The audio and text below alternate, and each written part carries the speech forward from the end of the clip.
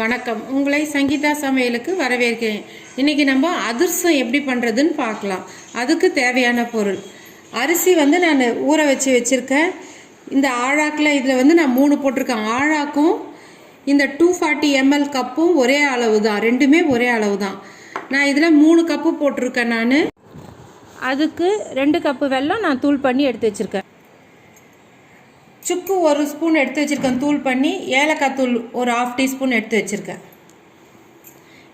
இப்போ வாங்க நம்ம எப்படி செய்யறதுன்னு பார்க்கலாம். வாங்க. இப்போ நம்ம இது ஒரு 2 மணி நேரம் ஊற வைக்கணும். பச்சரிசி எடுத்திருக்கேன் நான். அதிரசத்துக்கு பச்சரிசி தான் போடுவோம் நாங்கள். இதை வடிகட்டிட்டு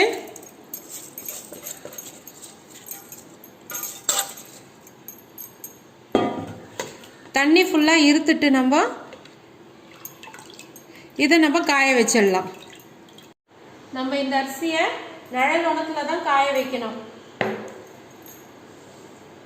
இதை இப்படி காய வச்சிடலாம். இது ஈர அரிசி தான் நம்ம அரைக்க போறோம்.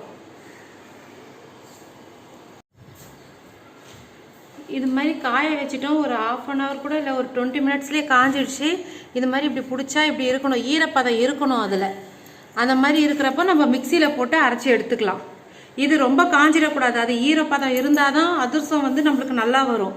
ஈரப்பதம் இல்லைன்னா அதிரசம் வராது, ஒழுங்காக வராது. இப்போ நம்ம மிக்சி கிண்ணத்தில் போட்டு அரைச்சிடலாம். அது நம்ம அரைக்க போகிறதுக்கு முன்னாடியே நம்ம வெல்லத்தை கரைச்சிடணும். ஒரு 1/2 டம்ளர் தண்ணி ஊற்றி வெல்லம் 3 அரிசிக்கு 2 வெல்லம் எடுத்திருந்தோம் இல்லையா, அதை போட்டு தண்ணி ஊற்றி கரைச்சிக்கணும். நம்ம இந்த ஜல்லடையில் போட்டு ஜலிச்சிக்கணும். சிறு அந்த ஹோல்ஸ் இருக்கிற மாதிரி பார்த்து அதை போட்டு ஜலிச்சிக்கணும். அப்போ தான் நம்மளுக்கு நைஸாக இருக்கும் அதிரசம்.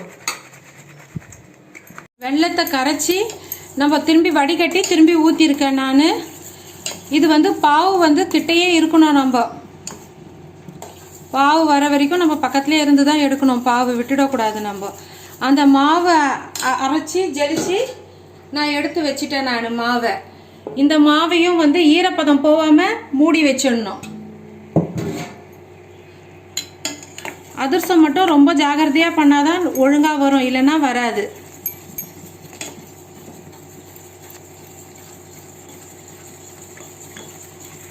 இது மாதிரி ஒரு 5 நிமிஷத்துக்கு நான் கலரிக்கிட்டே இருந்தேன். நான் பக்கத்தில் தண்ணி வச்சு நான் பார்க்குறேன். நான் இது மாதிரி தண்ணியில் ஊற்றிட்டு இதை எடுத்து பார்த்தோம்னா இது மாதிரி மெத்துன்னு இருக்குது. இன்னும் ஒரு நிமிஷம் விட்டோம்னா கொஞ்சம் மெத்துன்னு பாவு வரும். அப்படி வேணும்னாலும் நம்ம எடுத்துக்கலாம். அதிரசம் மெத்துன்னு நல்லா இருக்கும்.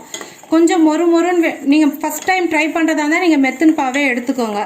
கொஞ்சம் ட்ரை பண்ணிவிட்டு நல்லா வருதுன்னா கொஞ்சம் மொறுன்னு வேணும்னா ஒரு துளி முத்தின பாவு எடுக்கணும்.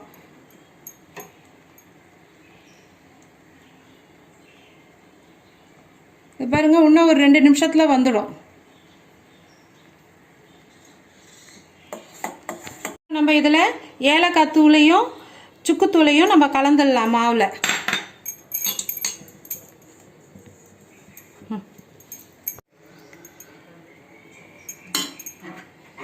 இப்போ பாருங்க, பாவு நல்லா வந்துடுச்சு. இது மாதிரி வரணும். ஊற்றினோம்னா இந்த மாதிரி இருக்கணும். பாவு மெத்துன்னு வருது பாருங்க. இப்போ இது பாவு ரெடி ஆயிடுச்சு. இப்போ இதை நம்ம மாவில் ஊற்றி கலந்துடலாம். நான் மாவு கொஞ்சம் எடுத்து வச்சுக்கினேன். மாவில் தான் வெல்லத்தை ஊற்றணும். அப்போ தான் நம்மளுக்கு தெரியும் எவ்வளோ தேவைப்படும் என்னான்ட்டுன்னு. கொஞ்சம் மாவையும் எடுத்து வச்சிடணும். நம்ம இது பாருங்கள், கலரிக்கினே இருக்கிறோம். மாவு நம்ம எடுத்து வச்சுருந்தோம் இல்லையா, இது கொஞ்சம் பாருங்கள் ரொம்ப சாஃப்டாக இருக்குது. அதனால நம்ம எடுத்து வச்சிருந்த மாவுலேருந்து நம்ம கொஞ்சம் சேர்த்துக்கலாம். அந்த மாதிரி கொஞ்சம் கொஞ்சமாக சேர்த்து கூட நம்ம கலரிக்கலாம். முதலியே மொத்த மாவு போட்டுட்டோம்னாக்கா நம்மக்கிட்ட ஈர மாவு இல்லைன்னாக்கா அப்போ ரொம்ப கஷ்டமாயிடும். மாவு தண்ணி ஆயிடுச்சு, வெள்ளைப்பாகு அது தண்ணி ஆயிடுச்சு அப்படின்னா கஷ்டமாயிடும். மாவு எடுத்து வச்சிருந்தோம்னா நம்ம சேர்த்துக்கிறதுக்கு ஈஸியாக இருக்கும். இது பாருங்க, மாவு எவ்வளோ கரெக்டாக வந்திருக்கு நம்மளுக்கு.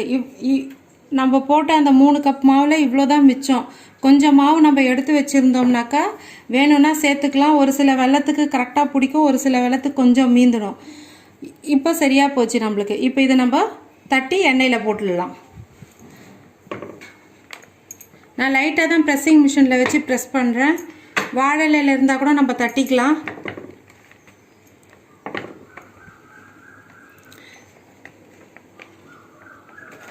இது பாருங்க, இந்த அளவுக்கு இருக்கணும்.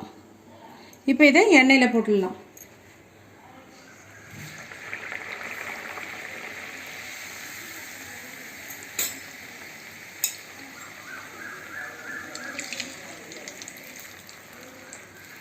ஆஃப் சிம்மில் வச்சுக்கோங்க. உள்ள மாவும் வேகணும். ஆஃப் சிம்மில் வச்சு நம்ம சுடலாம்.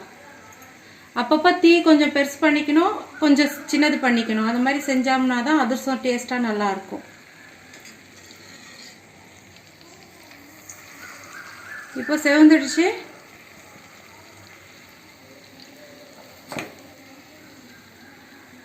இப்போ நம்ம அதிரசம் ப்ரெஸ் பண்ணுற மிஷினில் வச்சு நம்ம ப்ரெஸ் பண்ணி எடுத்துக்கலாம்.